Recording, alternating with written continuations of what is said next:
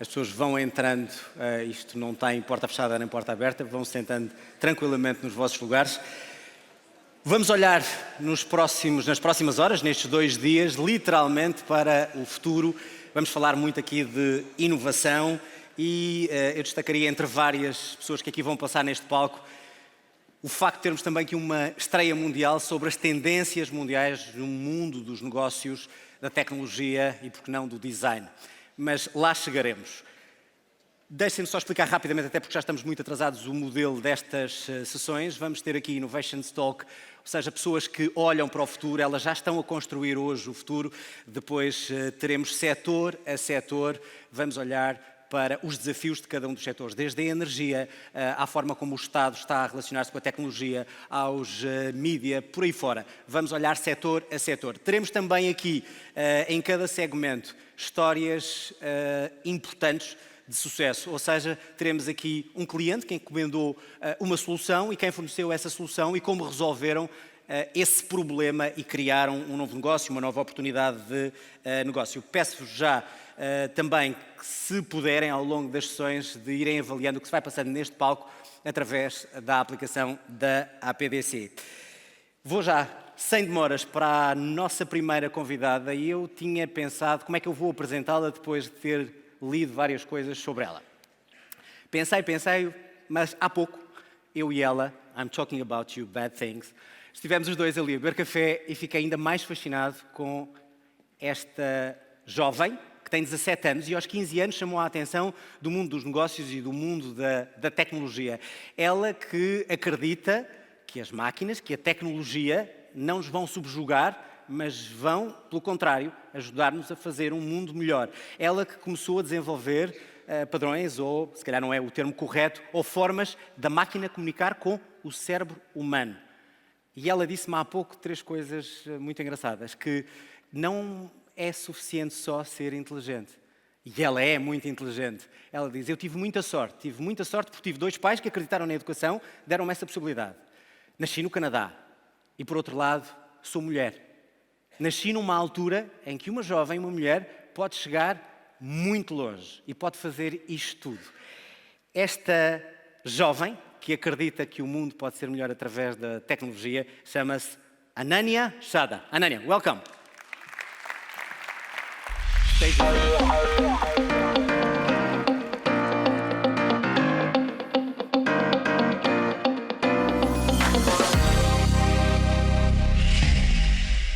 Thank you so much. I'm so honored to be with you all today.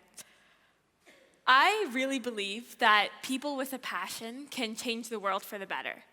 And I've had the opportunity to work with people like that, people who have done it in big and in small ways. And I realized really quickly that I think the thing that separates people who seem to have a lot of impact, come up with unique ideas, is actually just knowledge and unique knowledge. To be able to make really good decisions, really interesting decisions, you need a combination of having a lot of knowledge about a wide variety of things, and then unique knowledge that perhaps other people don't have. So today, I'm going to share with you a few things maybe you haven't heard about before. So let's get started. Centuries ago, humans lived as hunter-gatherers. We would forage for our food, hunt down animals. Now we live in cities with buildings, infrastructure, electricity. It's totally changed.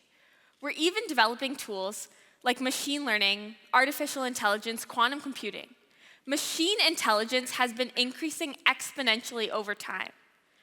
But something really fascinating is that human intelligence has remained totally stagnant over time.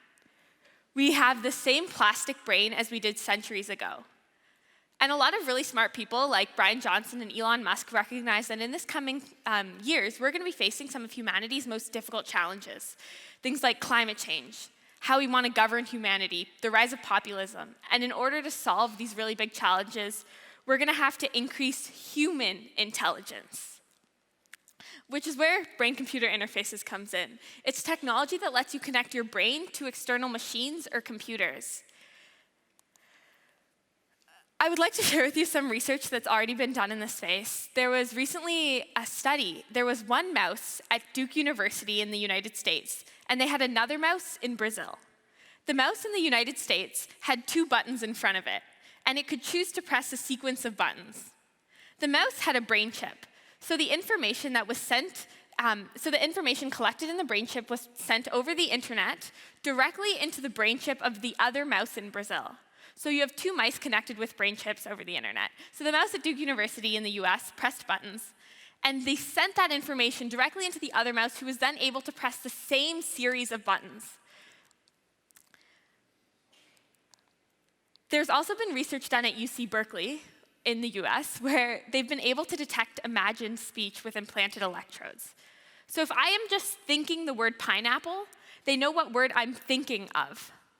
So if we boil this down, they've been able to detect information from your brain, like words, and been able to send it directly from one brain to the other. There's also been research where they've been able to implant fake memories into the mind of a mouse. So people think that in our near future, it's going to be very likely that we'll be able to download knowledge and skills, perhaps in a way like brain-to-brain communication. People are legitimately thinking about how, in a very near future, instead of me talking to you guys, you would just already know. And with brain-to-brain communication comes brain-to-internet communication. So maybe instead of me talking to you, you would be talking to Siri over the internet through your brain. And maybe it's something we can't even conceive of. This is even more far out, but a lot of scientists are legitimately thinking about how we could live in a future where our consciousnesses are somehow all connected. There's also a lot of practical applications for brain-computer interfaces. Paralysis was one of medical's most complex challenges. People didn't know how to get paralyzed people to walk again. But there was recently a study that allowed paralyzed monkeys to walk. And the way they did it was they had a brain implant that collected the information in the mind of the monkey. That information was sent over the internet, processed, and then sent back to electrodes at the bottom of the spinal cord. The problem if you're paralyzed is usually you have a fissure in your spinal cord or some part of your spinal cord that doesn't work. So by transmitting the information over, they bypassed the issue that was in the spine. They're now in clinical trials for this, and it's working surprisingly well. So our technology for developing brain understanding implants and moving them forward has moved really fast. In fact, the US military is in clinical trials for a mood-controlling brain implant. So they can control how you feel. The way they're trying to do it is for people with depression or PTSD. So if you're feeling really sad, they can try and make you feel a little bit better for soldiers. But if you think about it, it's also a third party controlling how you feel. There's a whole bunch more research done in the space. Last thing I'll quickly tell you about is reading your dreams. So a lot of researchers have been able to detect if you're running in a dream, talking in a dream, smiling in a dream, laughing in a dream. And what this means is people are wondering if in the future we can program your dreams. Because dreaming is sometimes a very real experience. When you're dreaming, you think you're awake. So if we could somehow manipulate these dreams, we could create virtual realities in your own mind. It could be used to experience someone else's life if you can then experience other people's experiences in a dreamlike state. But it has the potential to totally eliminate isolation, allow for true empathy, and it will totally redefine what it means to be human. I think with technology that moves this quickly, there's a lot of potential here. But there's a lot of critical questions that must be asked. What if your brain could be hacked? If we're trying to optimize for fulfillment and joy, is this really the best path to go down? And to be honest, I don't know the answers to that question. After I heard about the whole world of mood-controlling brain implants, I got really scared. I was 15 at the time in my basement, and I was like, I'm going to boycott this field. I don't want this field to develop at all. I realized quickly, though, that a 15-year-old sitting in her basement is not going to stop an economically incentivized field from developing. Especially because there are startups like Facebook, Kernel, and Neuralink, each with hundreds of millions of dollars in funding working on developing neural interfaces, ways that allows us to connect our brain to totally new realities, understand new knowledge at extremely high bandwidth rates. Ray Kurzweil, who used to be the head of engineering at Google, thinks that by the 2030s, we might just all have brain chips. This technology is actually moving so fast, and companies are making it happen. The only way to try and use this technology for good, I think, is to be a part of the industry. So I knew that I had to learn a lot so that one day, hopefully, I can use the technology for good. So this was one of my projects I'll share with you guys. And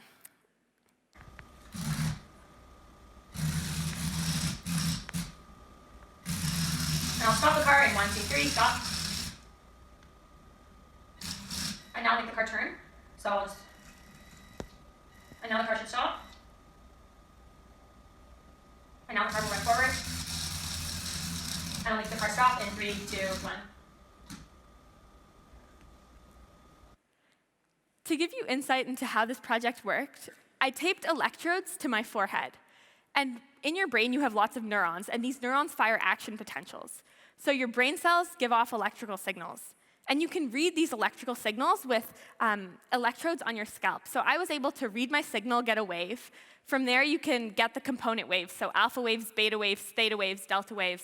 You can do analysis on those things, and here I said different brain states should make the car move forward. Different brain states should make the remote control car stop or turn or move forward, etc. Now I'm spending a lot of my time at IBM doing machine learning there. So the goal is, hopefully one day, if I have knowledge of brain-computer interfaces, a field that's still developing, and now I'm working on an amazing team doing machine learning, then we can try and merge these two things together to allow humans to evolve to the next state. The thing that's crazy is that this field is moving so quickly and no one knows about it. The thing that's even crazier is that this is not the only field that will totally change humanity. There are so many other technologies that will completely redefine how we live. I'll share with you guys quickly about the world of genomics. In our world, we have a lot of living things. And in every single living thing, there is DNA. DNA is made up of 4 main components: adenine, thymine, guanine, and cytosine, abbreviated to A, T, G, and C. So if you have one series of A, T, G, and C, you might have a pineapple. And if you have another series of A, T, G, and C, you might have an amazing chicken. But what if we can change around the orders of these letters? That is the world of gene editing. And it puts us in God mode. A lot of people are thinking about how we can use gene editing to cure diseases. A lot of diseases, hereditary diseases, are caused by mutations in DNA. So errors in this genetic code will lead to a lot of different diseases. So if we can then go in, edit the mutations, fix the mutations, then we can cure the disease. People are looking at how to solve the food crisis by making more healthy foods, more accessible foods, foods that can grow in different climates.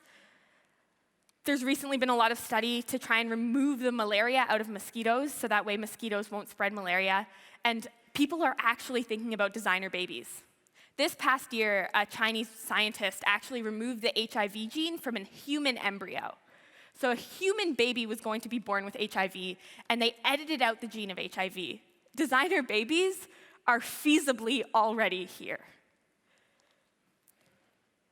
Gene editing is kind of crazy because it's just like programming, except it's for the world of living things. I'll explain quickly one of the main techniques of gene editing, CRISPR-Cas. So how it works is you have 2 parts to your CRISPR-Cas contraption. The first part is the CRISPR, and this is the programmable part. So you can program it to have any series of A, T, G, C, any series of letters. These CRISPR will then search your entire DNA sequence until it finds the matching area to what you programmed. So it will search until it finds the area that you want, and then it will bind there. Now you will have the Cas enzyme that comes along and cut. So this is a really cheap, efficient, scalable way to allow you to find any part of DNA and make a cut. I spent about 2 years in Toronto working in a gene editing lab, and my research focused on how we can cure PMD. So this is the problem, the mutation that arises in this disease. There's a duplication mutation, which means you're only supposed to have 1 copy of the gene, but instead you have 2 copies. So with CRISPR-Cas now, we need to go in and cut out 1 copy of the gene. We can do this in a really good way. So what we do is we actually only use 1 programmed series, and then we have 1 cut. So we search the entire piece of DNA until we find our programmed area, and we make a cut. This programmed area will show up twice in our DNA sequence because we have a duplication. So then when we make a cut, we can remove that sequence area and then remerge, effectively removing the duplicated mutation. And we showed really promising results in mouse models. That was really exciting for me. And once again, what I think is even crazier is it's not just brain-computer interfaces, and it's not just gene editing. I'd quickly like to bring your knowledge to the world of quantum computing. So this is a quantum computer, and the very fundamental premise of quantum computing is different than classical computing. In our normal, everyday computers, like this slideshow, in this remote, in my microphone, we have bits. So everything's made up of zeros and ones. Quantum computing uses a very interesting property called superposition to allow our typically ones or zeros to be able to be ones, zeros, something in between, and ones and zeros at the same time. These are very unique properties of physics, and they allow us to do really fascinating things. A few applications include simulating how proteins are folded. Before, this is a really hard, complicated task. We're able to use it now, though, with quantum computing to be able to generate new drugs. So simulate how these proteins can work together to create new healthcare remedies. Quantum computing will tototally break current SHA-256 encryption. And as a result, it will create its own quantum key encrypted technology. So quantum computers break encryption and then create much better encryption. I think the thing that's craziest, though, is that Google has now confirmed quantum supremacy. I think it happened this past month. And what it means is Google now has quantum computers that perform better than classical computers on certain tasks. So quantum computers are already here. There's so much more. Do you remember, when the first rocket ship took off into space, millions of people watched as we finally conquered the skies. In 2019, there has already been 82 rocket launches. We are now able to go to space at scale. It happens about 9 times a month. That is insane. It is very likely that in our future, we will become an interplanetary species, mining resources from asteroids and spreading to the stars. There's also the world of human longevity. A lot of researchers have seen really promising results in extending the lifespan and health spans of us humans. They don't think that death should be part of human life. So they've, for a long time, been able to double the lifespan of fruit flies and mouse models using a lot of different tools, and now they're applying them to humans. And there's tons of startups raising millions of dollars to be able to develop this technology. Even if we take the world of energy, it's totally changed. Solar is now cheaper than coal. And that makes a lot of sense because over time, the price of technology drops, whereas the price of commodities remains stagnant. So China, which is a country that cares a lot about what's economically incentivized, is now building a whole bunch more solar plants. And one of the biggest reasons they're developing solar is just because it economically makes sense to do so. Some of you might think that technology is really hard, and technology moves like this. I'm not even here to tell you that technology moves like this, like this. Technology actually moves like this. One really interesting case study is the Human Genome Project. The Human Genome Project was the first project to try and map the DNA of a human. In the first year, they mapped 1% of the human genome. And some people thought it will take 100 years to map the entirety of the genome. Here's what actually happened. It wasn't 1% every year. It was 1%, then 2%, then 4%, then 8%, 16, 32, 64. They were able to complete the Human Genome Project in 7 years because the rate of acceleration doubled. It was an exponential curve. And Ray Kurzweil, who's a really renowned futurist, plotted the rate of development for a lot of different industries. He plotted computing, gene editing, almost every metric we have for a lot of these different technologies. And he found that they all followed an exponential curve. I would like to show you a few videos. So this was robots in 2015.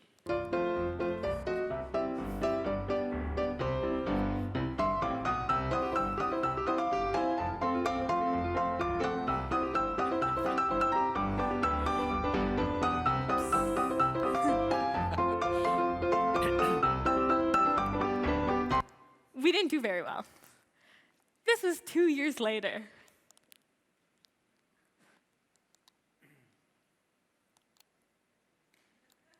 Technology.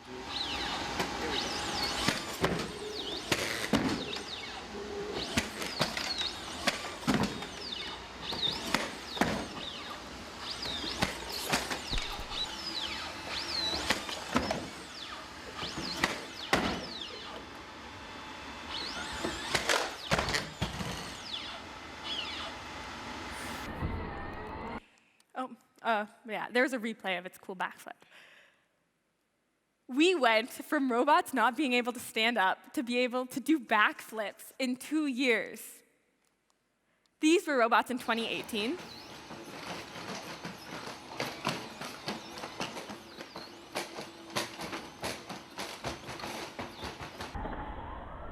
This is a technically very difficult problem.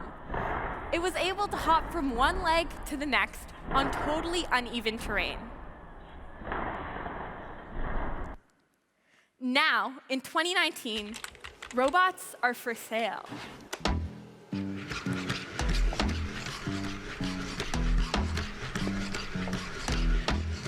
This is an autonomous robot, meaning it doesn't need to have instructions for how to walk. It understands its environment using a variety of sensors.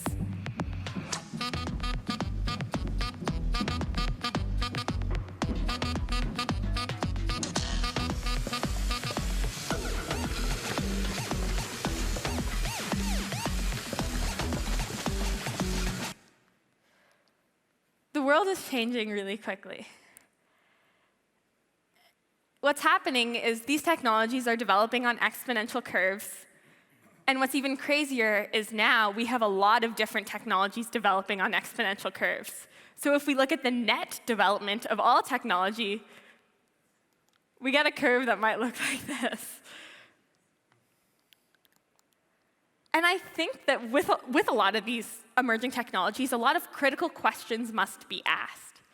For example, some people would love to spend 24/7 in virtual reality, whereas other people might have some sort of value for human life, like whatever this life is. Some people might love to get their entire DNA sequenced and know that they're going to get Alzheimer's disease, whereas someone else might decide that if there's nothing they can do about it, then they would rather not know. There's a whole bunch of different questions on a variety of different industries that people simply have different viewpoints on. And I think the only way we're going to be able to get a lot of people's different perspectives from a variety of different groups is if we're all at least aware of the technologies that will totally shape our future.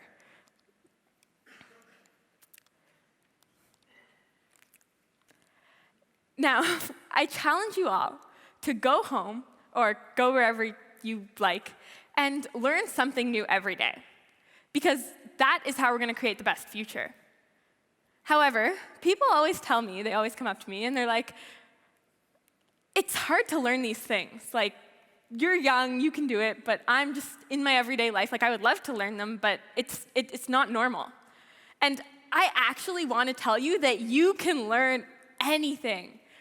To give you a story, the time that it took me to first hear the word blockchain and cryptocurrency and Bitcoin, eventually I developed 2 publicly traded cryptocurrencies. That time frame was 3 months. And it is not because I'm some sort of unachievable genius. It's because it's actually a little bit straightforward. If you go deep into the technology, reach out to people, learn things on the internet, you can do huge things in these spaces. What's even more powerful is because this technology is so new, nobody has degrees in this stuff. Nobody has a degree in brain-computer interfaces. Nobody has a degree in gene editing. Sure, you might get close with computer science and biology, but the knowledge is totally different. Since the technology is so new, the knowledge that you have to learn as well is very limited, because the technology has only existed for 5 years, so there's only 5 years of knowledge to learn. So a lot of this technology is actually very feasible to understand and learn by all of you. I know that knowledge is so powerful. The way that you're able to enhance all of your businesses is if you're aware of all these tools. We can look at Amazon Go stores, for example. Totally autonomous stores, meaning they have stores without any employees, where you can go in, grocery shop, walk out the door. Just using machine learning, they're able to detect what items you put in your bag. All of these industries are being totally revolutionized by these tools. I hope you take away the idea that there is work that we can do on ourselves. Work and learning about technology, learning about decision-making, learning about philosophy, learning about anything. Work, learning that puts us in a position to be excellent. And it is oftentimes thankless work, because nobody sees it. Everybody derides it if you talk about it. But I really do believe that learning about a wide variety of things has the possibility to make us all excellent. It has the possibility to make our future really, really great. So I, from the bottom of my heart, challenge all of you guys to try and learn something new every day for the next week. And it doesn't have to be anything specific. It can be about anything you like. But something really interesting is if I've told you something that you didn't know about today, that means that by definition, there are more useful things that you also don't know about. And that whole world is up for you to discover, you to explore. It's so exciting, and it has the possibility to make our future amazing. So thank you so, so much, and I would love to talk to you guys after. Ananya, thank you. Thank you so much. Thank you. Oh my God. That's okay. Yeah. Go. Bom, eu não sei, mas olhando para ela, Ananya, we're waiting for you for the next 10 years, and you come here and say, I did it, right? Okay, that's a deal.